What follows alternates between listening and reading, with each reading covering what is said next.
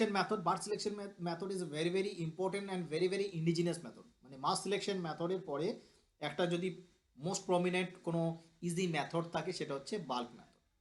Bulk method হচ্ছে natural সিলেকশনকে বেশি priority দেওয়া হয়।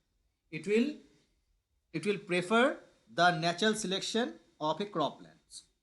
হাউ?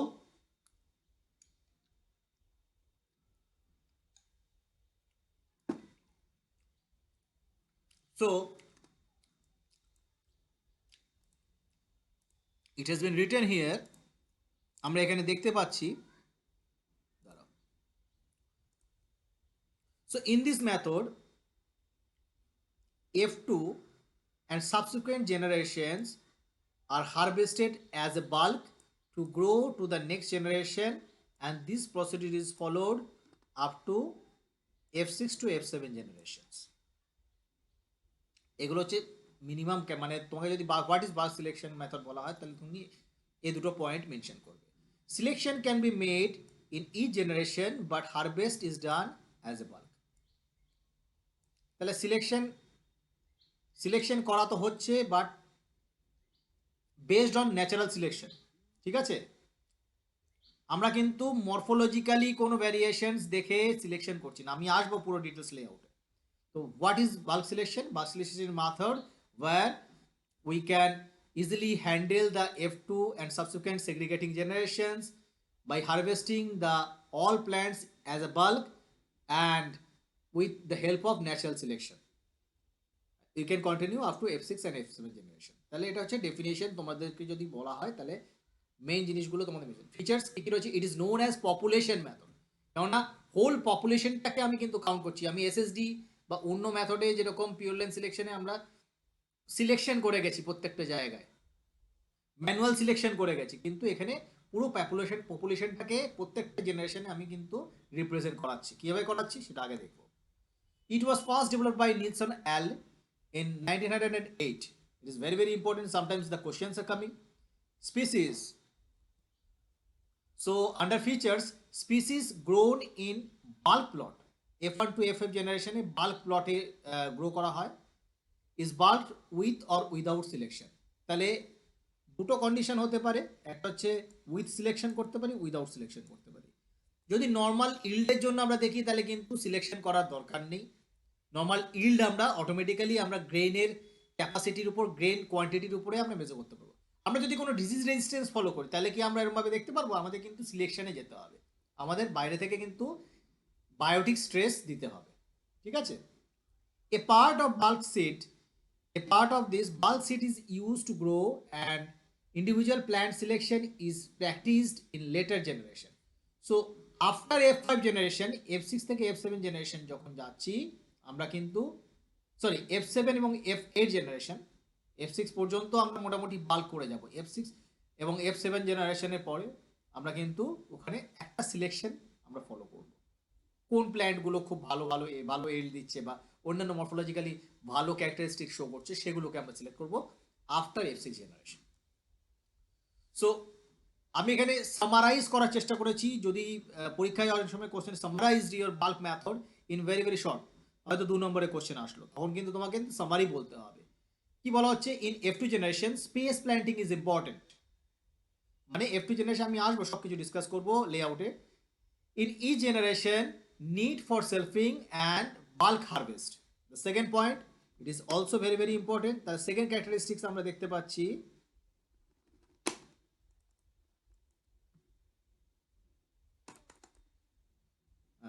সেকেন্ড ক্যারেক্টারিস্টিক্স আমরা কি দেখতে পাচ্ছি? আমরা বাল্ক হারভেস্ট করছি আর সেলফিং করে যাচ্ছি। One way of short term, এখানে ভুল লেখা হয়েছে, one way of bulk selection method is called short term bulking. Short term bulking কাকে বলা হচ্ছে? যেগুলো 6 to 8 জেনারেশন পর্যন্ত করে আমরা স্টপ করে দিচ্ছি। In short term natural selection is very very important. Natural selection আমাদেরকে করতে দিতে হবে। In F7 generation, individual plant selection for row cultivation in F8 and F9 generation. F7 generation থেকে আমরা কিন্তু ইন্ডিভিজুয়াল প্ল্যান্ট সিলেকশনটাকে ফলো করছি, not up to F5, F6 পর্যন্ত আমরা কিন্তু as it is normal natural selection করছি, কিন্তু F7 এর জেনারেশনের পর থেকে আমরা F8 এবং F9 এ আমরা ম্যানুয়াল সিলেকশন ফলো করছি। In long term bulking is done for F30 generation, মানে 30 জেনারেশন পর্যন্ত লং টার্ম জেনারেশন একটা হয়, লং টার্ম বাল্কিং মেথড হয়, যেটাতে 30 জেনারেশন পর্যন্ত আমরা কন্টিনিউ করি, but that is rarely adopted because the time is taken is very very high. So এক্ষেত্রে there is a chance, so 100% will be under natural selection, মানে যে particular variety develop হবে সেক্ষেত্রে 100% population will have the resistance capacity against that particular abiotic stress or natural calamities.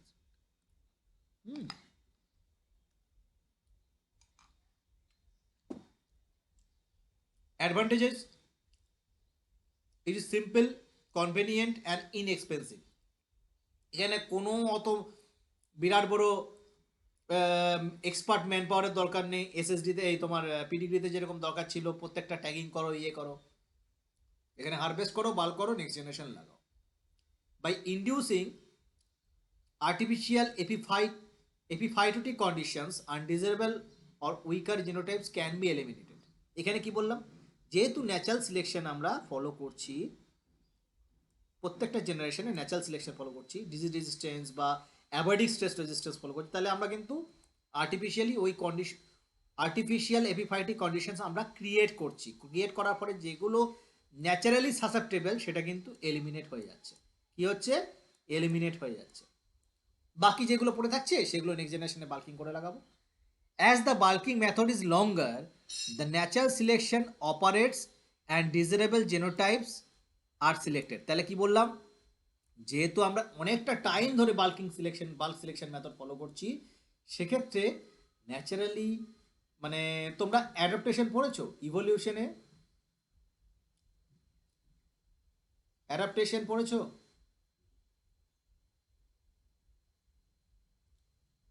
Adaptation, অ্যাক্লাইমেটাইজেশন, তিনটে আলাদা আলাদা procedure রয়েছে যেগুলো সময় অনুযায়ী হয়। Adoption, adaptation, acclimatisation. তাহলে এখানে প্ল্যান্টের কাছে প্রচুর টাইম থেকে যাচ্ছে যে তারা কতটা ন্যাচারালি সিলেক্টেড হচ্ছে। একটা হিউজ নাম্বার অফ জেনারেশন আমরা কন্টিনিউ করছি, তাহলে প্ল্যান্টটা একটা হিউজ টাইম পেয়ে যাচ্ছে তাদের জেনারেশনটাকে সার্ভাইভ করার, যে ওই আর্টিফিশিয়াল বা অ্যাডভান্স কন্ডিশনে তারা কিন্তু নিজেদেরকে ম্যাক্সিমাম ডেভেলপ করে যাবে। যেরকম আমরা থিওরি অফ ন্যাচারাল সিলেকশন আমরা পড়েছি ডারউইনের মতবাদ অনুযায়ী, সেখানে কি দেখেছিলাম যে giraffe continuous generation after generation তারা যখন ল্যান্ড গ্রাসে স্যাটিসফাইড নয় বা ল্যান্ড গ্রাস নেওয়ার জন্য সাফিসিয়েন্ট তাদের বায়োমাস কনজারপশন হচ্ছে না, তখন তারা কি করছে, গাছে উপরের দিকের যে গাছগুলো সেগুলোতে তাদের নেককে এনলার্জ করার চেষ্টা করে, নেক বাড়িয়ে ওখান থেকে বড় বড় পাতা যাতে কাঠ কালেক্ট করতে পারে, তাদের পার্টিকুলার নিউট্রিশনাল রিকোয়ারমেন্টস পুরোপুরি হয়। শুধুমাত্র গ্রাস খেয়ে তাদের কিন্তু নিউট্রিশনাল রিকোয়ারমেন্ট হচ্ছে না, সেই জন্য তারা উপরের দিকে গাছ যে ডালগুলো রয়েছে সেগুলোকে কালেক্ট করার চেষ্টা করে। এরভাবে বড় বড় গাছ করতে করতে বড় বড় পাতা পাওয়ার জন্য তারা যখন চেষ্টা করতে থাকে, আফটার সার্টেন জেনারেশন, একটা লং টার্ম জেনারেশন যাওয়ার পরে কিন্তু জিরাফের গলাটা কিন্তু একটা সার্টেন লেভেল পর্যন্ত লম্বা হয়ে যায়। আগে মানে একদম প্রি হিস্টোরিক যুগে কিন্তু জিরাফের যে নেক ছিল সেটা কিন্তু শর্ট ছিল। তাহলে এটা হচ্ছে theory of natural selection. Same প্ল্যান্টের ক্ষেত্রে হয়। প্ল্যান্টের যদি আমরা একটা লঙ্গার জেনারেশন যদি একটা স্ট্রেস দিয়ে যাই কন্টিনিউয়াস, তাহলে কিন্তু প্ল্যান্ট সেটাতে অ্যাডপ্টেড হয়ে যায় ম্যাক্সিমাম লেভেল। ঠিক আছে? সো সেকেন্ড চলে আসি,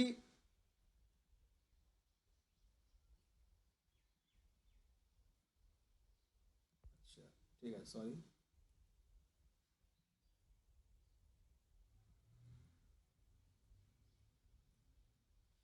নেক্সট আমরা চলে আসি, সামারি অফ বাল্ক সিলেকশন হয়ে গেল, এরপরে নেক্সট ম্যাথোডোলজিতে চলে আসি।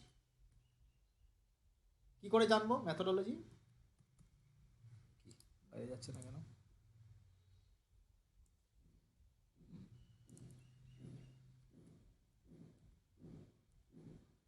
Methodology of the crosses. এখানে তোমাদেরকে কিন্তু পুরো বাল্ক সিলেকশন মেথডটা ভালোভাবে বুঝতে পারে। So we are using the similar pattern of process where we have selected two different varieties, variety A and B. তোমরা কি দেখতে পাচ্ছ?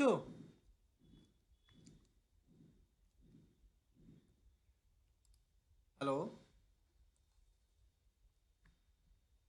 ইয়েস স্যার, দেখতে পাচ্ছি।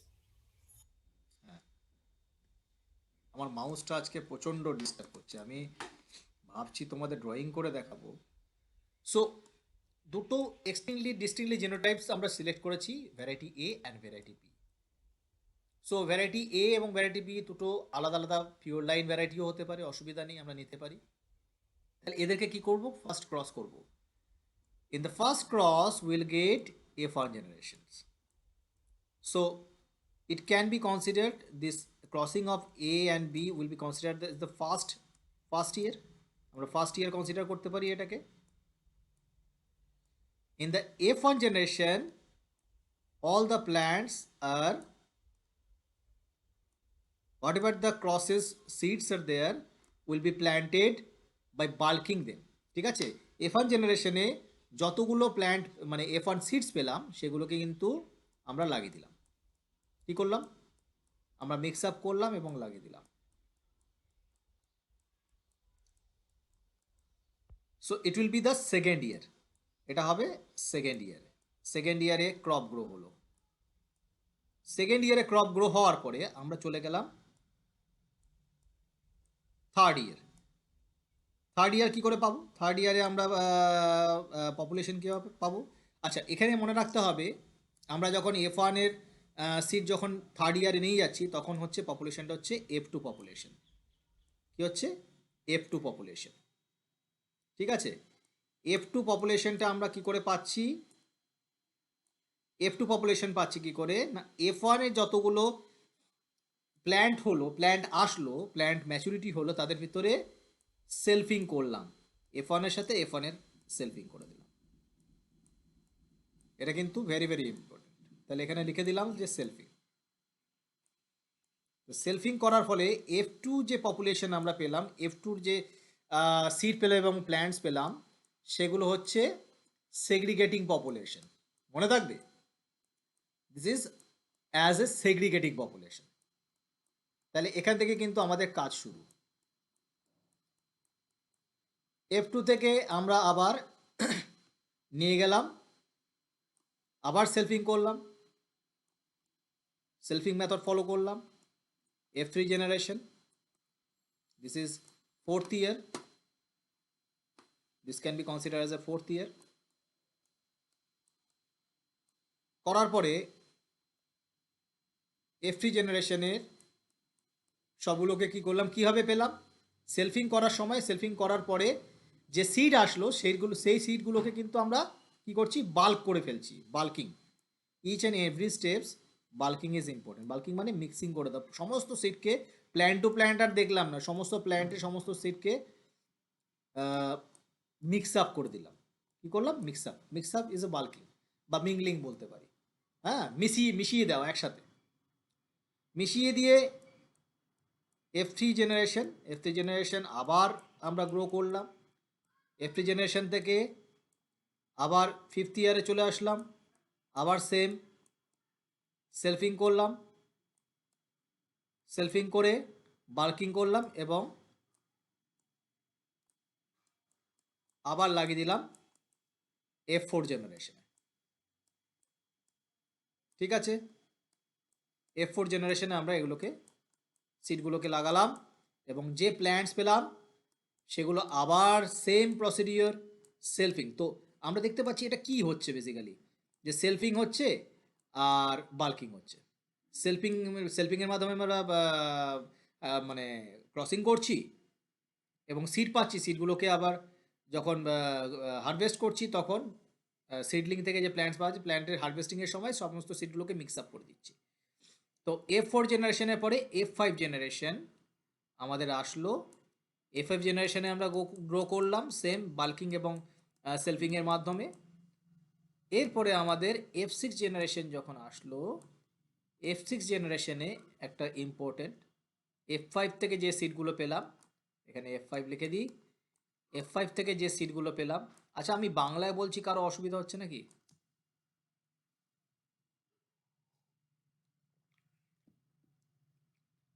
দু তিনজন নন বেঙ্গলি আছো তোমরা?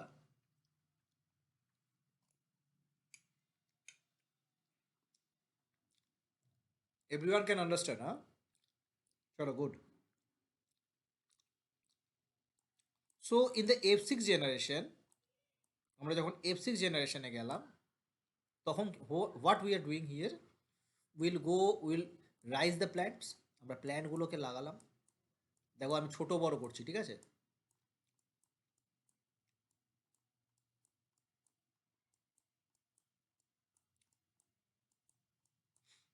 তাহলে F6 জেনারেশন থেকে শুরু করে F8 জেনারেশনে যে প্ল্যান্ট সিলেকশন করা হবে, whatever the selection method is applied, that is manual selection. F6 জেনারেশনে যে প্ল্যান্টগুলো আসলো সেগুলোর সেক্ষেত্রে যেগুলোতে আমাদের ডিজারেবল ক্যারেক্টারিস্টিক্স রয়েছে, both variety A and variety B phenotypically, that will be selected for, suppose this is the high yielding, যেগুলো প্ল্যান্ট হাইট বড় এবং বেশ ভালো গ্রো হয়েছে, number of branches are more, সেগুলোকে আমরা সিলেক্ট করলাম, বাকিগুলোকে আমরা সিড পারপাসে রেখে দিলাম, বাকিগুলোকে আমরা সিলেক্ট করলাম না, ঠিক আছে? যেগুলো হাইট বড় রয়েছে, ইল্ড ভালো, সেগুলোর কিন্তু ম্যানুয়াল সিলেকশন করলাম, এবং যেগুলোর ভিতরে ভ্যারাইটি এ এবং ভ্যারাইটি বি দুটোরই ক্যারেক্টারিস্টিক্স আমরা দেখতে পাচ্ছি, মানে অপটিমাম কন্ডিশন। F6 জেনারেশনের পরে F7 এবং F8 সেলফিং তো করা হচ্ছে, but manual selection is again continue, F7 and F8. So up to F8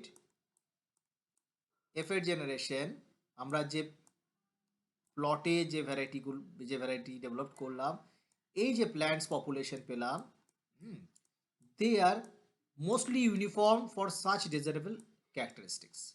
আমরা যে F8 পর্যন্ত ম্যানুয়াল সিলেকশন করলাম সেগুলো কিন্তু তারা in for all desirable characteristics they are uniform, they are showing the equal type of characteristics, ঠিক আছে? Mostly F8 জেনারেশনের পরে আমরা কিন্তু সেম আমরা চলে যাব কিসে যাব বলো?